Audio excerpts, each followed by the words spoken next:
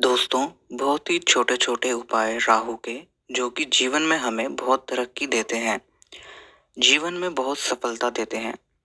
राहु एक धुआं ग्रह है, एक इल्यूजन है, जिसके आगे कुछ नहीं टिकता।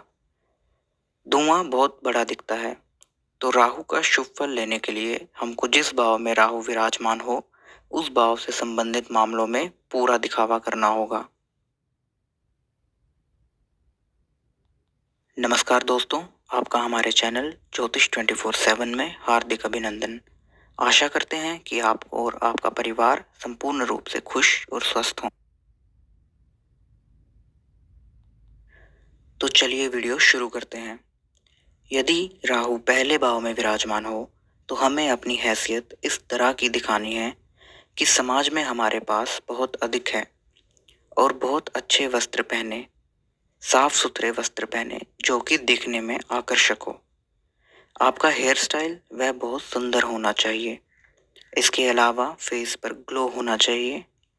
कोई नेचुरल सब्सटेंसेस ही इस्तेमाल करें, केमिकल सब्सटेंसेस अवॉइड करें और अपने बिहेवियर को चार लोगों में ऐसा शो करें कि मेरे पास बहुत कुछ है, तब भी मैं विनम्र हूँ, दूसरों की सहायता करता हूँ।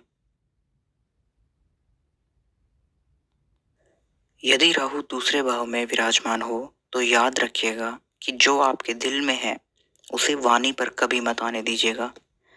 अगर मुख पर आ गया, आपका राज बाहर निकल गया, तो आपकी हार निश्चित है। प्रतिष्ठा बढ़ाने के लिए धन खर्च करना पड़े तो कीजिए, कम बोलें, अधिक बोलने की आवश्यकता नहीं है। टू द पॉइंट बात करें और कई बार दूसरों की बातों को इग्नोर करें। ये शो करने के लिए कि मैं बहुत बड़ा हूँ, थोड़ा सा अहंकार रखें। पड़ोसियों के साथ ऐसा व्यवहार रखें कि उन्हें मालूम ही ना हो कि आपके पास क्या कुछ है। यही लगे कि आप कोई बहुत बड़ी हस्ती हैं।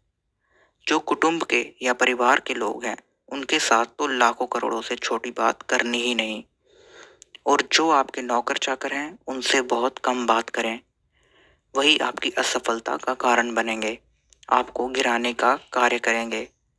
अगर आपकी आंखों में कोई वस्तु चली जाए और बाहर ना आ रही हो, तो तुरंत डॉक्टर की सलाह लें। लापरवाही ना करें, नहीं तो बहुत मुसीबत में पड़ सकते हो।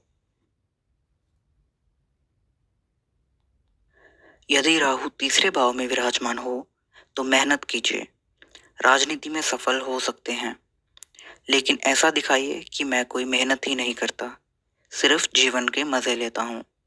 अपने फर्ज निभाइए, पर बिल्कुल राज बनाकर, किसी को मालूम ना हो। दूसरों की सहायता करते रहें, खास करके जिनसे आपको काम पड़ना हो।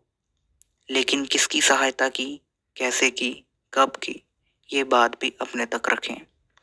भाई बहनों के सामने भी अपनी बात को राज बनाए रखें और उनके सामने भी ऐसा दिखावा करें कि मैं कोई बहुत बड़ा आदमी हूँ। छोटी मोटी यात्राएं होती रहेंगी तो राहु शुभ रहेगा।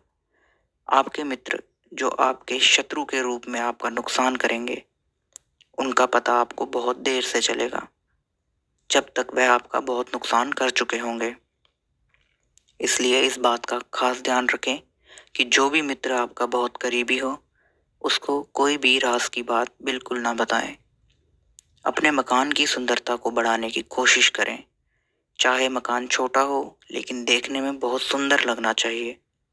ड्राइंग रूम के सोफे महंगे से महंगे रखें, जिससे कि आपकी हैसियत लोगों को बड़ी लगे। यदि राहु चौथे भाव में विराजमान हो, तो परिवार में कोई प्रॉब्लम हो तो किसी को भी ना बताएं। यही कहें कि मेरे परिवार में सब कुछ अच्छा चल रहा है, परिवार वाले मेरी बहुत इज्जत मान कर रहे हैं। कोई बीमारी हो, खास करके दिल की बीमारी हो, तो उसे सीक्रेट बनाए रखें।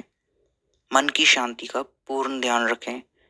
जितना मन भटकेगा, उतना अधिक बीमार रहोगे, समाज में उतनी हैसियत कम होगी। तो इसलिए कितनी भी मुसीबत पड़ जाए, पर मन अशांत नहीं होने देना। पूरी अच्छे से नींद लेना। अपना वाहन चमका के रखें और अपनी हैसियत से अधिक थोड़ा अच्छा वाहन ही लें तो आपके लिए बेहतर होगा। अगर किसी से छल कपट करना पड़े, जो व्यक्ति पहले से ही धोखेबाज हो, कपटी हो, तो कर लें। इससे आपको लाभ होगा। यदि राहु पंचम भाव में विराजमान हो तो कभी भी किसी को संबंधों में धोखा ना दें, खास तौर के विपरीत लिंग के सदस्यों को, वरना उसकी बद्दुआ आपके लिए बहुत बुरी साबित हो सकती है। आपकी संतान के बारे में किसी को कोई जानकारी ना दें कि वह क्या कर रही है, आगे क्या करेगी, बिल्कुल गुप्त रखें। तर्क वितर्क जब करें तो ऐसा करें जैसे कि कोई राजा करता है। अहंकार भी करें तो ऐसा करें कि जैसे मेरे पास सब कुछ है, आप तो मेरे सामने कुछ भी नहीं। यदि राहु छठे भाव में हो तो बाहर की चीज बिल्कुल नहीं खानी चाहिए। फूड पॉइजनिंग का ध्यान रखना चाहिए। आपका जो ननिहाल पक्ष है उनको अपने ऊपर बिल्कुल हावी नहीं होने देना। हमेशा उनको यही दिखाना है कि मेरे पास आपसे अधिक है। जहाँ नौकरी करते हैं वहाँ ऐसा दिखावा करना है कि मेरी ऊपर तक पहुँच है। अपने बॉस से मैं बिल्कुल नहीं डरता। आत्मविश्वास पूरा रखिए। डर कर कोई काम नहीं करना। अपयश की बिल्कुल परवाह ना करें। जितनी अपयश की परेशानी लोगे उतनी ही बदनामी होगी। जब सप्तम भाव में राहु विराजमान हो तो किसी के बहकावे में आकर किसी का बुरा मत करना। किसी के साथ रिलेशन खराब नहीं करना। आपके नज़दीकी आपको नुकसान पहुंचाएंगे, उसका पूर्ण रूप से ध्यान रखें। मित्रों के साथ बैठकर कभी शराब आदि ना पिएं। यदि आप पर कोर्ट केस हो जाए तो आपकी विजय होगी। यदि झगड़ा हो जाए तब भी आपकी विजय होगी। इन चीज़ों से बिल्कुल ना घबराएं और साझेदारी में कोई काम बिल्कुल ना करें, इससे आपको लाभ होगा। अपने जीवन साथी को कभी भी अपना दुख ना बताएं। यदि राहु अष्टम भाव में विराजमान हो तो बहुत अच्छा फल देता है अगर शुभ हो। जीवन में सभी काम अचानक होते हैं। कई बार तो ऐसा होता है कि आपका जन्म भी अचानक होता है, कि माँ बाप की कोई प्लानिंग नहीं होती है बच्चे की, लेकिन जन्म हो जाता है। गुप्त धन, गुप्त संबंध जैसे बड़े बड़े लोगों से हो गए आपको बहुत लाभ देंगे। इसके अलावा बिना कमाया धन मिलेगा। जितना अपने आप को गुप्त रखोगे उतना ही जीवन में तरक्की करोगे। यदि राहु नवम भाव में विराजमान हो तो भाग्य अचानक ही साथ देगा और कब कहाँ पहुंच जाए आप सोच भी नहीं सकेंगे। जन्मभूमि से बहुत दूर तरक्की करेंगे अगर राहु शुभ हो तो। अगर अशुभ हो तो वापस आना पड़ेगा। अगर शुभ हो तो राहु का दान वगैरह करते रहें, मगर भाग्य आपका अचानक ही साथ देता रहेगा और भाग्य के कारण आपके बच्चे भी खूब तरक्की करेंगे। यदि राहु दशम भाव में विराजमान हो तो व्यक्ति बहुत ही शातिर होगा। अपने कार्य क्षेत्र में आप नई नई प्लानिंग कीजिए, वह कामयाब रहेंगी। अगर सरकारी नौकरी में है या राजनीति में है तो कोई भी रास्ता ढूंढिए, लीगल या इलीगल, बहुत ऊपर पहुंचेंगे और आपके पास बहुत शक्तियां होंगी और कलम में दम होगा किसी का अच्छा या बुरा करने का। लेकिन कोशिश यही करनी है कि किसी का बुरा ना करें और जिन्होंने आपको ऊपर पहुंचाया है उनकी सहायता करते रहें। यदि राहु 11वें भाव में विराजमान हो तो जो आपकी कमाई होगी उससे जितना संतुष्ट रहेंगे उसी से आपको लाभ होगा। राजनीति में उतनी ही तरक्की करोगे। राजनीति में पैसे खर्चें। चार लोगों के बीच जितना खर्च करोगे उतनी ही आपकी तरक्की होगी। बहुत मित्र बनाएं, सोशल सर्कल बड़ा रखें, लेकिन विश्वास किसी पर मत करें। हृदय की धड़कन का खास ध्यान रखें। यदि धड़कन बढ़ जाए तो जल्द से जल्द अपना इलाज करवाएं, वरना कोई बड़ी मुसीबत भी हो सकती है।